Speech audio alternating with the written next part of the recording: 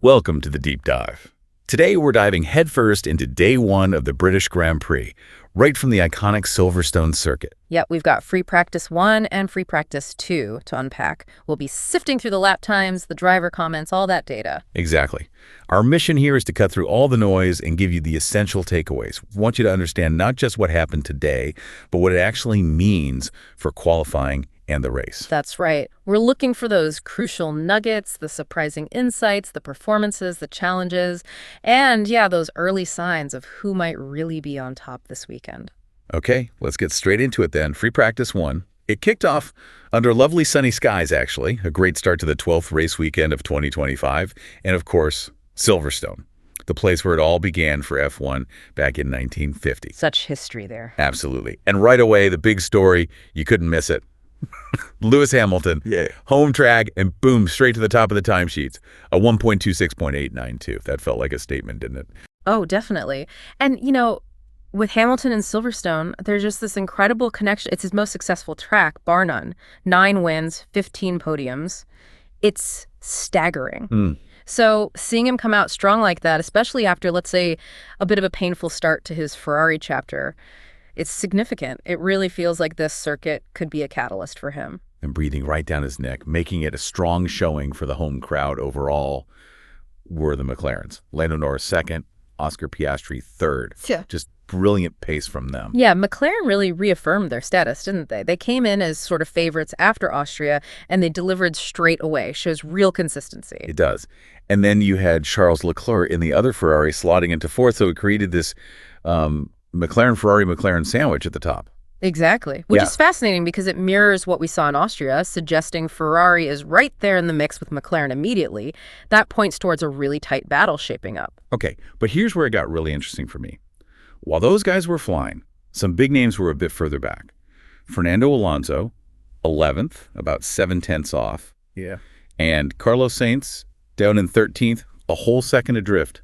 What was going on there? Well, a couple things. For Sainz, it seems Williams is still wrestling with this performance crisis they've had lately. Only 1 point in the last 3 races tells a story. Plus, he's spent quite a bit of time stuck in the garage during FP1 with car issues, which never helps. Right. Losing track time is the last thing you need. Precisely. And with Alonso, he was running new upgrades on the Aston Martin. So you often see drivers slightly off the ultimate pace in FP1 when they're focused on testing new parts, gathering that crucial data rather than just setting a headline time. Makes sense. We also saw some maybe unexpected names pop up near the front. Yeah. The Racing Bulls drivers, Isaac Hadjar 6th, Liam Lawson 8th. Both ahead of Max Verstappen in that session. Yeah, that was definitely an eye-opener. And Andrea Kimi Antonelli also put his car in the top 10, finishing 9th. Which brings us to the reigning champion.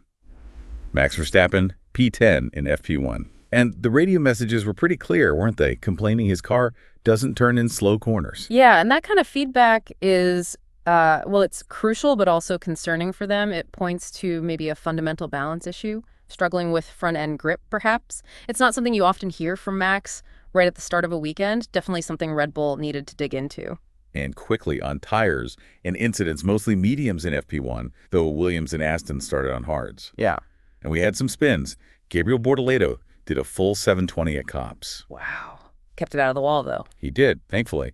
Pierre Gasly also had a 360. Lance Stroll had a moment, too, to show the track can still bite, even when it looks fine. Absolutely. Always tricky finding the limit, especially early on. So that wrapped up FP1, loads to think about already. And then you get that crucial period between sessions where teams pore over the data, but also, crucially, look at the weather radar. Yeah, because while Friday was nice and sunny, the forecast for Saturday and Sunday, well, it's looking a bit more unpredictable. Talk of potential showers. Which always spices things up at Silverstone. Oh, completely. Mixed conditions change everything. Setup becomes a compromise, strategy calls get way more complex, and it really opens the door for, unexpected results. It makes that Friday data even more valuable, but also potentially less representative if the weather turns. And during that break, you also get a sense of the driver mindset. Lando Norris gave that quote, didn't he? Saying if he could trade all his wins for just one, it would be Silverstone. Yeah, you really feel that passion, that deep connection drivers have with their home race. It means more. And for Hamilton, as we said, Silverstone feels like a potential turning point, a place he expects to deliver. Then you had Sainz still focusing on Williams, despite all the Red Bull rumors swirling around, talking about belief in the team's path forward. Right, referencing his win here in 2022. Though you have to temper that with Williams's recent reliability and performance issues. It's a tough spot for him. And Alonso. Just typically calm, batting away Verstappen rumors, focusing on his point streak and those new Aston Martin upgrades. And those upgrades were definitely a major talking point. Aston Martin brought the biggest package, 4 new elements, floor, engine cover. Significant stuff. Very significant. And with Adrian Newey known to be advising them now, there's extra attention on what those upgrades might bring. Yeah. Williams, McLaren, Red Bull had updates too, but Aston's seemed the most comprehensive. Okay, so on to free practice 2. More data gathering, refining setups for the crucial Saturday and Sunday sessions. Yep, getting into the real meat of the weekend preparation. And if Hamilton owned FP1, Lando Norris absolutely stamped his authority on FP2. He went even faster, set the best time of the weekend so far, a 1.25.816, first driver under 1.26 all weekend. Just phenomenal pace. And get this, that time was actually faster than George Russell's pole position time from last year, 2024. Wow, that really is laying down a marker for McLaren. It absolutely is. But interestingly, Ferrari stayed right there with him. Charles Leclerc was second, Hamilton third, still that incredibly tight grouping at the front. So Ferrari's consistency across both sessions looks really strong. Yeah, it suggests they've really nailed the setup window here, found a good balance, that consistency could be, a real weapon come race day, even against McLaren's outright speed. It points to a proper strategic fight. The struggles seem to persist for Max Verstappen. Finished 5th in FP2, still half a second off Norris, and his radio messages still sounded quite frustrated. He mentioned something about his tires on the straight not responding at high speed. Exactly.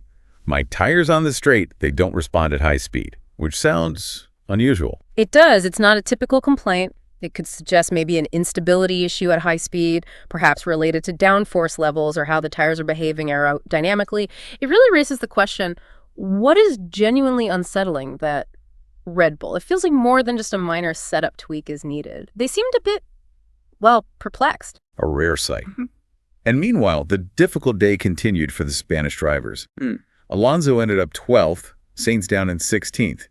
Over a second off the pace for both. Yeah, complicated Friday for them. Sainz even had another scare, a big spin where he nearly collected Hamilton.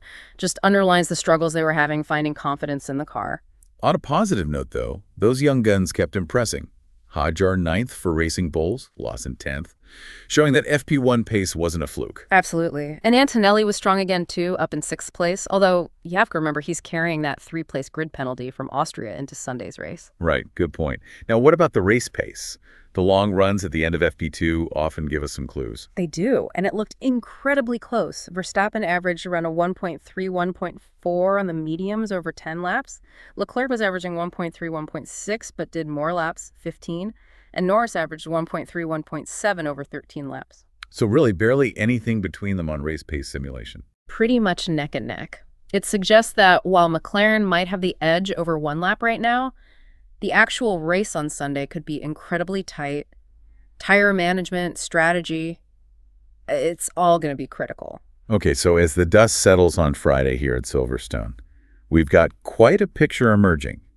Hamilton showing signs of that old Silverstone magic. Yep, a potential home comeback story brewing. McLaren looking incredibly fast, Ferrari consistently right there with them. A proper 2-team fight at the front, it seems. But then you have the unusual sight of Verstappen and Red Bull genuinely struggling, searching for answers. Which is rare and adds a whole layer of intrigue. And Alonso and Sainz trying to overcome their own challenges after a tough start. So lots of threads to follow. You've heard the initial data, the driver reactions. What's standing out most to you? How do you think these practice results, especially with that iffy weather forecast, might shake up the strategies for qualifying and the race? It really sets the stage beautifully, doesn't it? Silverstone has this history of throwing up absolute classics, totally unpredictable races. You add in the potential for rain on Saturday or Sunday. Anything could happen. Exactly. Will the guys who were quick today stay quick? Or will this legendary circuit, maybe combined with the weather, give us some unexpected heroes, some major challenges that completely rewrite the script for this British Grand Prix? We'll have to wait and see.